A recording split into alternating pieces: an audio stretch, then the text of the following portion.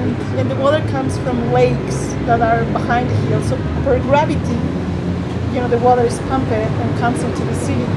And it comes into the city, and I think we have like 40% of leak in the city. The water leaks because the pipes are old. And 40% of the water leaks. Leakage on the pipe. And it's not uncommon in the United States either. The older the city, the more leakage there is. So you're gonna see a lot of places where they are actually starting to fix, but there's no public investment for public services here. A lot of the water situation depends on foreign corporation, and it's not the World Bank or the IDB, but more now like USAID or the GTCITA that come giving money for public services, but that money comes also with conditions, so it's it doesn't have. So Marcela, how fast has the city grown? We've heard that Cochabamba is about 1 million people. Is that right? Yes. So how much of the growth is over the last 30 years? 30 years ago, was this 500,000 or?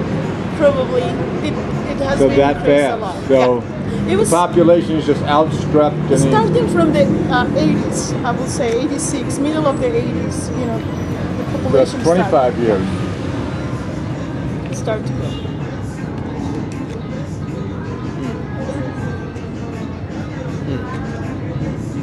With the water, just so I'm clear, with the water war, it started because of privatization. When privatization happened, and they wanted to tripled the rates. That's the tipping point. There were two things in the water war. One was the privatization of the water utility, and keep in mind that the water utility doesn't serve to the neighbors in the south. It's just so that was going to affect only people from the city and the north.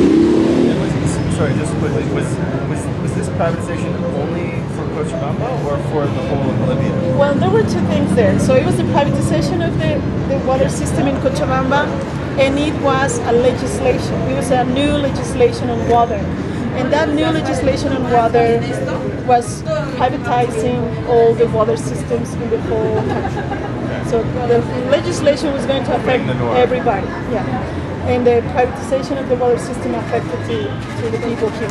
So what the legislation said, for example, the legislation said that any autonomous water system, for example, didn't belong to the communities any longer, that they were going to pass to the state, and the state could give a concession of them. So if you wanted to keep your water system, you had to ask for permission from the government to keep running it. In the case of Cochabamba, that was going to pass directly to the transnational, to Bechtel. So in the transnational was not gonna pay any money for that or anything. It was going to be automatically. So all the effort that the people put there, their job, their money, suddenly was going to belong to the transnational. Even in the south, where they built them themselves? That's why they mobilized. They mobilized because their water systems were going to be expropriated. So people said, this is not going to happen. We're going to go, into the streets. And the same happened. That the same legislation was going to affect to the people who works with irrigation, because the irrigation farmers have their own water, ways to manage the water for years. They call that uses and customs. So for years they have found out a way to manage the water in order to keep their streams running, and they have their own water sources. So suddenly all of that was not going to belong to them anymore. It was going to belong to the corporation. So it was going to affect everybody. Don't believe this is something that was just Bolivia. I mean, the requirement of the IMF and World Bank loans in all countries, including the United States, was that you had to consider at least privatization of the water system. Right. So whether it's Atlanta or New Orleans or whatever, if you were getting money through these sources, you had to at least consider privatization. And in many cases, they did. And so whether it was Manila or Buenos Aires or Cochabamba, all this water stuff was, in contention. Right. It was, in this legislation there were some, I don't know if you have seen even the rain, the movie, but there was part of the legislation that said that any kind of collection of water wouldn't be allowed. So people who collect water from the rain, that's when they start to think, oh, maybe it's illegal. And it's illegal in some places in the United States, actually. In Colorado. And so, if you tell people here that they cannot collect water from the rain, they're gonna laugh, because that's a joke, a bad joke. So people really mobilized, and it was a question of, I would say life or death for some. How did that mobilization take place? I mean, I assume Don't people... forget, you're going to hear all about this from Oscar tomorrow. Okay. Yes, So yeah. Fair enough. before, It's much before better. we end up, We'll get a little bit broader. swallowing the ass here, let's Okay. let's try to keep Marcela on the whole Cochabamba-ness of the One world. thing that I'm curious about is you were saying during that sort of social adjustment period, a lot of the mines closed down. I would think that something like the World Bank, I mean, they'd be, they want to siphon the profits of those mines into somebody's pockets. I mean, why did they end up closing down? Well, what they did is they privatized everything. So all the things that belong to the state, like airlines, railroads, mines, everything was privatized, and it went to some type of corporation. So they did the same with mines. So the mines didn't belong to the state anymore. They went to some corporations, and what the corporations did was, reduce the workers, because that's the first thing that they do. Right. That's the way that they do. Romney all over. You know that. And so they did that. So it wasn't just the mines, but it was almost everything. Railroads, telecommunications. But it was mainly mines. And if you see the story of Bolivia, you'll see that the miners were very important labor force. And suddenly all of that, was completely weak. So did they actually close down though, or were they just They downsized? closed down. Oh, Yeah, really? they closed down some. Remember of them, the other and day we others- heard about how the prices, Today you said that in '85. price of all the mining Minerals. products went down so Yes. low they couldn't afford it, and that's part of what precipitated the unique financial crisis here in Bolivia, because so much of the state income comes from mining, natural resources. And okay, since we're talking generally about things, could you talk generally about the labor union movement? We haven't really met with any unions yet. We've just heard some things about how dues were collected, about how staff are paid. If you could just That will be a good conversation with Oscar too, because he was the head of the Federation of Factory Workers. He was a factory worker for more than 30 years. So he's going to be able to answer more, in detail that. But yeah, I would say that the life of the labor movement was before the '86 and after the '86. So, and I could say exactly a fact where you could see that something broke. The government made a decree called 21060. It's a very famous decree. So with that decree, What was the decree? 21060. That's the name of the decree. And that decree was completely destroying the labor legislation, and it was talking about that the workers didn't have any rights, that the workers could be laid out at any time, that they need completely destroy the unions and the labor legislation in that time with that decree. So in the mines, people said this is not going to happen, and all the miners got together and they did a march. They went from Oruro, they got together in Oruro, and they were going to march to La Paz, walking. What time? What year? That was in 1986.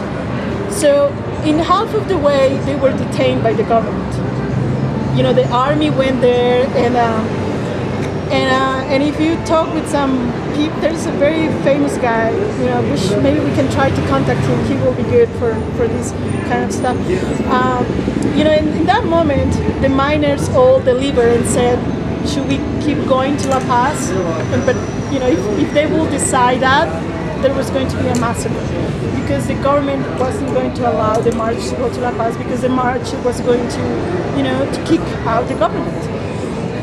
So they had to deliver there, and they negotiated with the government. And some of the leaders of the movement said on that time that they knew that they were defeated as movement, and they were sent back to the mines on cars and trucks and trains. Sí, aquí.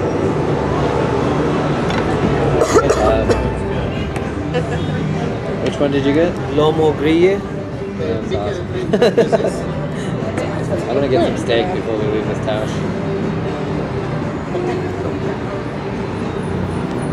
Oh, those are very spicy, so you should be careful with that.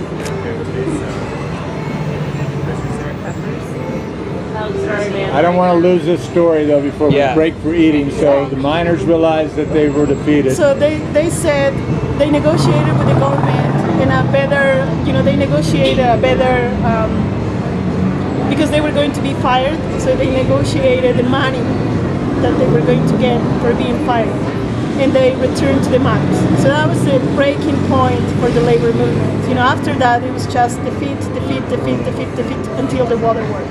That's when we fight. When you were doing the research, who were you working for on labor issues? Independent. We were doing an independent research, and we were going to publish a final. It was a grant that we got, and we were going to publish a final book on that we never did, but we did the research. And, not through the Solidarity Center or anybody like that? No, it was actually an organization in La Paz called CEDLA. CEDLA, yeah. It's very interesting people, and they have really good analysis about the economical situation right now in Bolivia. And well, the mines. I'm sorry we missed them. That sounds like a meeting that would have been interesting. Yeah. CEDLA. Do you know Tom Cruise? Not the actor, but the other one? I don't know the actor either. There's a guy called Tom Cruise that now lives in New York, and we did the research with him. He's actually and if you have seen the pictures of the water war, he's the one, all the pictures of the water war, he's the one that took the pictures. And we were doing the research with him.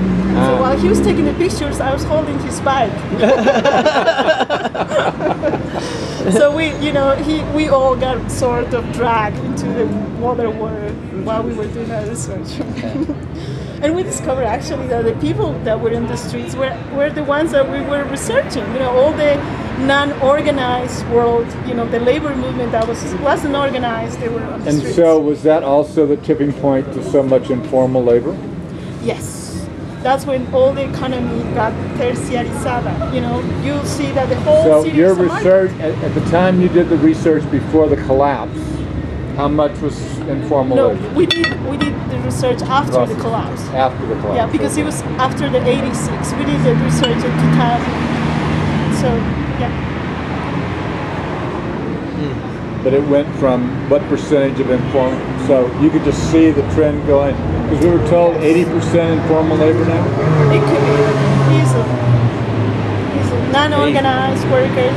Nobody is organized here except the factories. But well, who does the Confederation represent now? It's just how do you call it when it's in the paper and the paper and it's a paper organization. Membrete. Yeah. It's basically that. The teachers are a very strong union, have a very strong union, and they are very radical here. But I would say that the factor, if the COB calls for a general strike, only the teachers will stop. COB. Federation Obrera. Central Obrera Boliviana. Central Obrera Boliviana.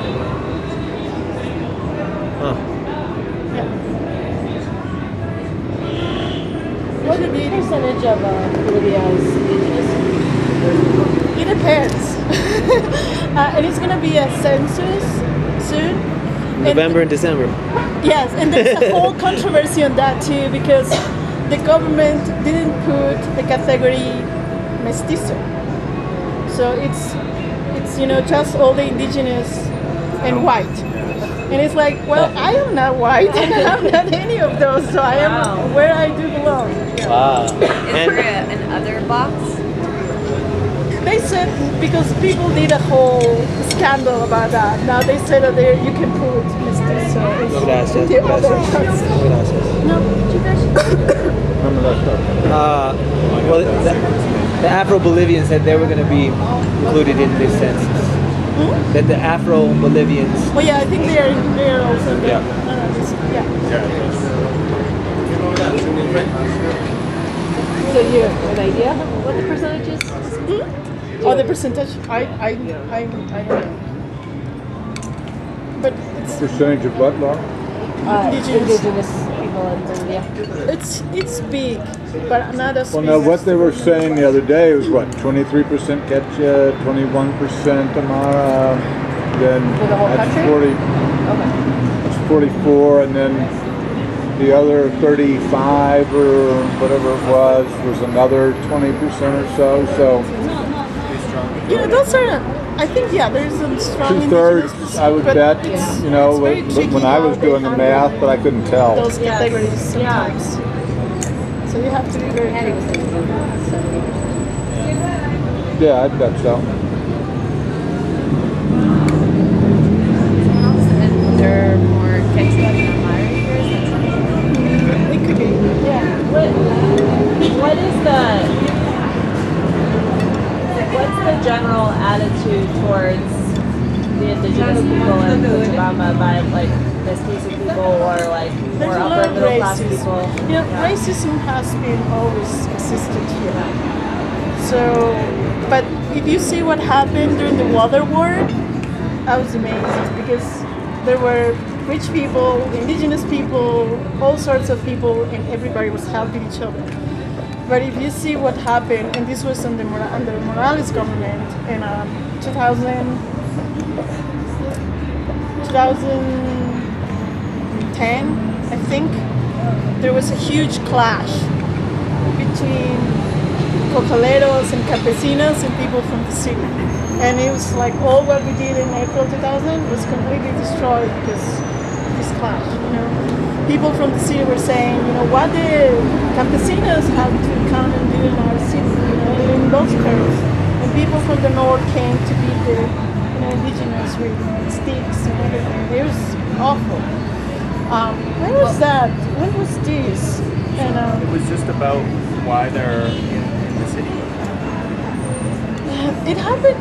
Sadly, it happened also in Sucre. There is and that's when this legislation about racism came, because they did exactly the same happening with the campesinos in Sucre. And there's a really nice documentary on that called Ofendidos y Humillados. Is the name. If somebody wants a copy, I have one that they can copy that into a CD that talks about what happened in there. And if you look it in if you look it in Google, you can find it. It's very cool, but there's racism here, and it's very strong. And I feel like it's worse now because the government has this speech pro-indigenous, and people feel like it reacts more like I do. Feel alienated. Exactly. Because when they impose it, for example, to the flag, the Andean flag, the indigenous Andean flag, like as official flag, everybody reacted against that. And it was sort of like, I reacted against that. It was like, why they're imposing that? It should be something that you can adopt for decision, not because somebody's telling you to, Or if you see, for example, the reports from the school, from your kids, you get it in an indigenous language. And it's like, but I don't speak any indigenous, I live in the city, I don't speak indigenous language with my kid. Why I cannot get his report in Spanish? accepting that that's my mother tongue. It's So all Spanish. reports are like that now? Yes. And this is able. Yeah. What's this? Weird. Were the kids All taught report in cards. Hmm? All report cards from school. Come in an indigenous language. Are they taught in indigenous language? No. This So has to they, do- they have a small translation in Spanish, very tiny there, but it comes in. The part of this indigenous has to do with the Constitution's requirement and willingness to allow indigenous groups to pick certain schools to impact the curriculum, right? language. Yes, which is good. So it's not all schools necessarily. I mean, in the But same way they were the- saying, it's all the Afro-Cubana Bolivians were saying that there were going to be 41 schools that they got to do that. Well, I feel like it's good, but the government should make a difference of what's going on in the cities, for example. In the cities, the reality is completely different. So why not do in the city, do in a way that, accept that we are part, unfortunately, we are part of this country too. And So what is the general feel in Cochabamba about the conflict about Tiffany's? Is there a consensus That's very or no? complex. Well, the problem about the Tiffany's is that the right wings have hijacked Hijacked. the issue. So, it's, yes, there is support. I support the Tiffany's people, but also some right-wing guy. So what makes me different from that? I don't want to be put in the same box as the right-wing guy. And so I feel like it's very complex and you have to be very careful because suddenly now everybody is ecologist. Everybody is talking about the indigenous as, using it as a flag, but it's not for real sympathy with the cause, but it's more to let's take down the indigenous, the Indio from power. Rebel. Exactly. So you have to be very careful when you do not get into the same speech that they are talking, but at the same time maintain an independence from the government and criticize the government on the things that you feel are not correct. But we also heard that at this point there's like no viable candidate that could even get a reasonable percentage of the vote against Evo. With the last Does that make it feel any less? Does that make it feel any less dangerous that there are right-wing people kind of jumping on the bandwagon about this? No, well, Or does it still feel like? Does that question make sense? Do you think there's a viable candidate? Like in the U.S., the left doesn't want to criticize Obama publicly too much because we're afraid we might lose. But what we've heard here is there's no viable challenger that could take Evo out. yeah. So does that make it feel any less threatening that the right is? Well, for me, I don't know what is worse. I feel like when there was a neoliberal guy in power, we were doing better because we were organized. We knew clearly who was the enemy, and we knew that we had to fight that guy. But now with Evo Morales, I'm not sure because he was our friend, but he's acting like a right-wing person. So, I think it put us in a very weird situation. We all feel weird. We don't know if we have to speak against this guy in public. When I go outside, I feel like what should be said, because I don't want to. But at the same time, for me, again, it's like it confirms what I said, that it doesn't matter who's in power. If the structure is still vertical, like it is right now, that's not where I have to put my energy, because it doesn't matter who's going to be in power. It's all going to be the same. So I have to focus my energy on something else. And for me, it has been, let's do a grassroots work. Let's work with the communities. That's from where we're going to be doing change. I will say in the meetings we had in La Paz, you could feel that there was increasing dissatisfaction with Morales. That organizations in the cities weren't getting as much as organizations in the campos, that there was more of a commitment to being reelected than to... He wants to be reelected. Yeah, no question. And he's, has created a whole, like a welfare country. So he gives bonus here, bonus there, and he's, and I don't think that the bonus are gonna make a real change. Can you talk more about the bonus? What are bonus? How do you get them? How many people get them? For example, if In you case are... we stay. Yeah. I don't think you're gonna get a bonus. But if you are older than 65, you get some certain amount of money every day, for Okay, example. here comes somebody else's.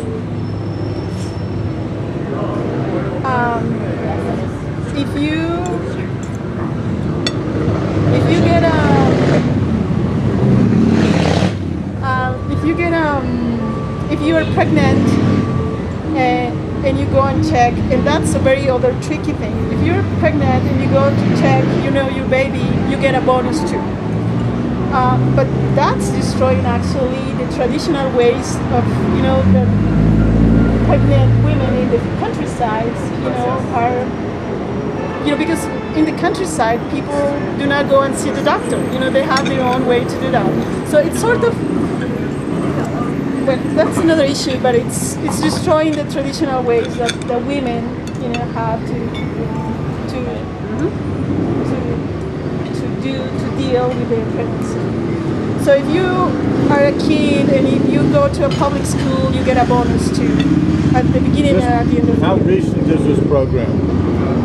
It's with Evo Morales. Yeah, like Is the it last modeled 3 on what they're years. doing in Brazil? I don't know. Probably. That's the same kind of thing they're doing in Brazil. Yeah. To encourage people to stay in school, to encourage women to go to doctors, et cetera, et cetera. Yes. Which is good and it's bad. It depends. I Right. think pretty much. Yeah. But is there any sense of what percentage of the population actually get that? Because over 65, kids in public school, Women. pregnant women, is that like a Disabled people also get that. Is there an income requirement? Like if you're a rich No. kid going to school, you can still get the Well, bonus? if you're a rich kid, you have to be going to a public school. Okay. So, You're not very rich if you're in public school. Okay. It's just like the Obamas. yeah. So, but for 60, for older people, anybody can just get that. But it's not too much money either. It's a little bit. But it's there are a lot of those everywhere. it doesn't look like it alleviates poverty at all? I feel it gives, I don't know, I don't think it alleviates poverty, but it gives you a sensation that money is being distributed, which it's true. It's distributed in a more equal way, but it's not creating change. Again, for me, it's like if the president changes, those bonus can disappear. So what do you think would be a better way to better distribute?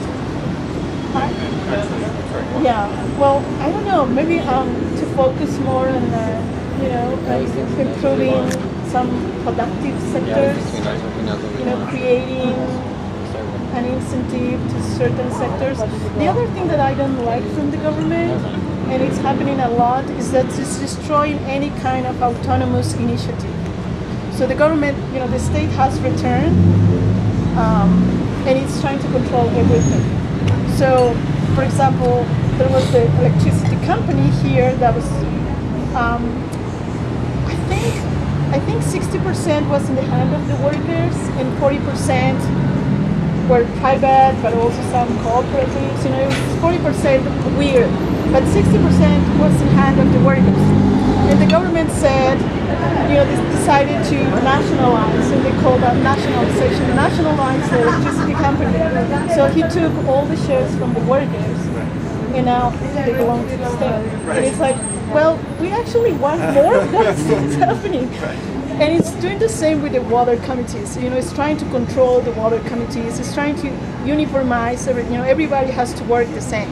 And it's like, no, well, in those places, people work in a different way, and they have their own, you know, according to their own customs, and they have organized themselves in a different way. So the government, you know, is trying to create like a boxes for everything and controlling. Yeah.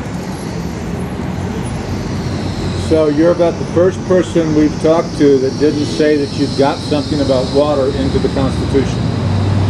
I was Yes. thinking that. Everyone gets their own law here. Yeah. Every group gets their own law or article in the Constitution. The new Constitution was something for everybody. Where were you? Well, we actually promoted that convention on the right to water in New York. Yeah, and it was passed. But you should talk more about with Oscar. But that's creating more problems than helping people, because So there is a guarantee of the right to water in the Constitution. yes, woohoo! So you did get. But it's not necessarily good, because there are several reasons for that.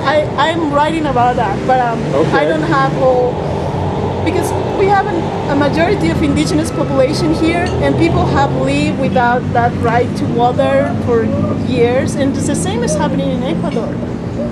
And you know what I feel is doing is just putting water in the hands to the state, and the state is deciding what to do with that water, and the states are prioritizing, you know, extractive industries over people. So, you know, water is not going necessarily to the people, but it's going to mining, to gas, and those industries use a lot of water. So it puts all these resources in the hands of the state and the government, and not in the hands of the people. How is the state justifying that under, you know, the idea of That right to water? They feel like, you know, they think that they know. Corporations are people. Yeah, you know, we know what is better for you guys, so you just have to trust us. And it's like, no, we're not going to do that, because we have trusted before, and you know, see what has happened. So, and here, you know, there are a lot of indigenous population, and people have lived without, because the notion of right is very Occidental, and it's very Occidental, and it's very individualistic, and it sort of puts the notion of property. To whom belongs the water? And we're saying the water doesn't belong to anybody. You know, the water is a commons. It's part of the commons. But anyway, there is a really good piece, if you are more interested in this, written by Oscar and another guy, exactly on that. And it was written before the NGO, and you know, before the NGOs, because we believe that the NGOs put this notion of the right to water into the people's mind. That it wasn't a very. This would be the bad NGO. Yes. We want that list. We want that list. We want to carry it around with us. Yeah. The B NGOs as opposed to the G NGOs. Actually, it's more like gray. You know, they do good things and sometimes bad. Obviously, you're not used to serving food at this restaurant. Not too many at the same time. What did you ask? Oh, I wanted to get some mayonnaise, and he's like, took off. He didn't even listen to my question. I don't know if we have mayonnaise, but you're welcome to. Oh, if you okay. Well, did you order something separate, or did y'all order together? No, I'm waiting for my food. That's mayonnaise. There's mayonnaise? No, that's not. Oh, No, there's no mayonnaise. So my point is, we have two people that haven't been served yet. Yeah. Kind of rough watching all you guys eat. I know. Delicious looking My food. mother would be rolling over right now if she knew that we just sort of chowed down. No, I mean, you don't want to eat the food cold. I support you. Eat, but- It's really just Corey's meal. Did you not order? What? You didn't. Oh, No, okay. I Well, just grabbed my juice. That's all. Okay. Is that it? Oh, yeah, it's this. cool. Well, but still, Corey doesn't have All for one for all. We don't Hey, leave you them guys got my warriors back, on the right? field. There we go. Because I don't know. Ah! My brain doesn't compute shorthand. I literally write down sentences. Oh, it's a surprise. Surprise mayonnaise. So I try to do shorthand, I get confused, and then I miss the next thing I said. They had to get that from another restaurant. That's why it's Yeah. got. Those are the new areas. Yeah, they're pretty great. Yeah. Don't burn yourself. This is not McDonald's. Suing won't help. Yeah. I got those for my niece. So this is the Oh, you got it? steamed trout. Ah, Smells pretty good. that's like Tampico. That's it. Wow, so what did you order? Jesus. It's mustard I think it's steamed trout, sudata, bruschetta sudata. Well, mine was good. Yeah, it's. That's oh, he brought one of my. Oh yeah. It's good trout though.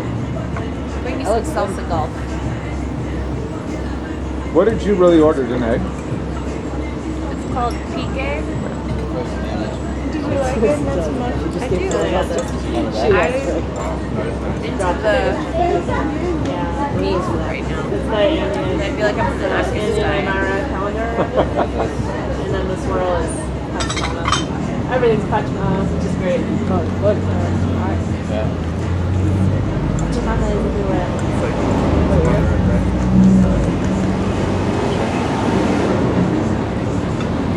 Well, what haven't we asked you that we should have?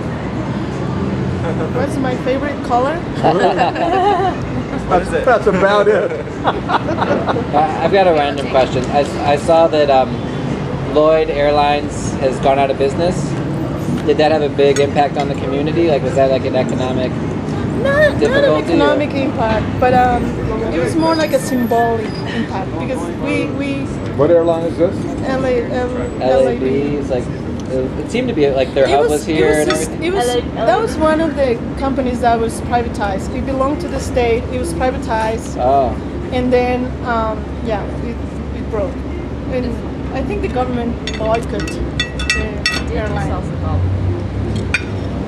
Is Boa national? Yes, Okay. and that's from the government, from the state. Pretty amazing. The price stayed the same up until the day you buy the ticket. That doesn't happen in the States. Transfer, no cost. Yep, no cost. really? Canceled, you get your money back. If We you love get that Central airline. 30 minutes, you get a drink and a snack. But you get a drink. We don't know about the snack. The snack happened. I saw the snack. Dude, Alex didn't have our.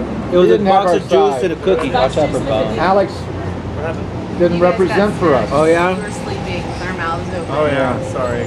I just you look so We ended up peaceful, getting a you know? water, I just didn't want to. and then a lot of apologies that Yeah, it was a quick little a lot of stories about how good it was, but Yeah, the coffee was good. You didn't miss much. I don't know. We'll never know now. We'll never know. And then he wants to fly back on the same plane we're on.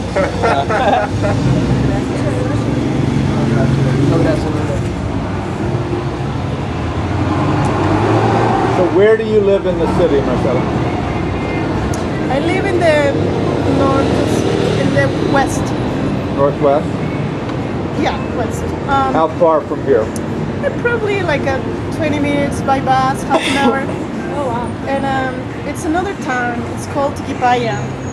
And Oh, it's a separate city, a separate town? it's a separate town, but it's it's like a suburb from Cochabamba. Uh-huh. And we have our own water community there.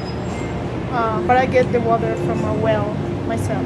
I'm not affiliated to the water community. But it's a very lucky area because we have a lot of water. You've lived there for a while? 3 years now. And there are a lot of, it's like a rural area, so there are a lot of cabbage fields and cows and sheep. It's nice. You're a cowgirl now. Until winter, you stay. Started out as a labor researcher, It's really nice now to I'm go a there. cowgirl. It's so different from the south. When are you leaving? Friday. Oh, Friday. Saturday morning. Yeah.